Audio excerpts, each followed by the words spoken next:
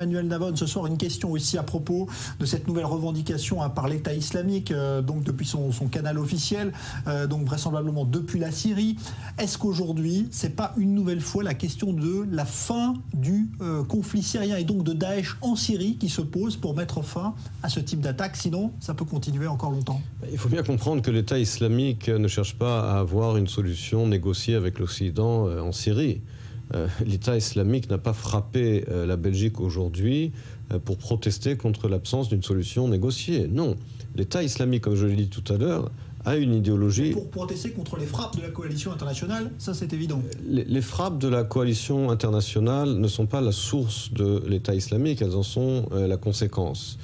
Malheureusement, ces frappes, jusqu'à aujourd'hui, ne sont pas parvenues à éliminer complètement l'État islamique, ce qui était l'objectif déclaré du président Obama lorsqu'il avait lancé ces frappes il y a 1 an et demi. Il avait déclaré à l'époque que le but de ces frappes était d'anéantir l'État islamique. Or, 1 an et demi plus tard, et alors que la France et la Grande-Bretagne se sont jointes à ces frappes aériennes, l'État islamique contrôle toujours un territoire important en Syrie et en Irak, et il a toujours ces liens en Europe qui lui permettent de mener ses activités terroristes. Et par conséquent, la réponse qui n'est pas la seule réponse, mais qui fait partie de la réponse globale à apporter, c'est effectivement de poursuivre et même d'augmenter les frappes aériennes contre l'État islamique. Parallèlement et sans rapport, il faut bien entendu tenter de parvenir à une solution en Syrie, mais cela est bien entendu beaucoup plus facile à dire qu'à faire.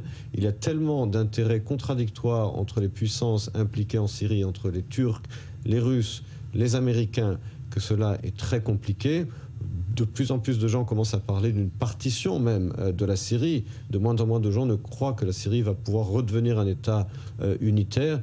Mais encore une fois, il faut bien comprendre que la difficulté qu'il y a aujourd'hui à trouver une solution en Syrie, ce n'est pas la source du terrorisme qui a frappé aujourd'hui la Belgique et qui a été revendiqué par l'État islamique. Il faut même préciser qu'il y a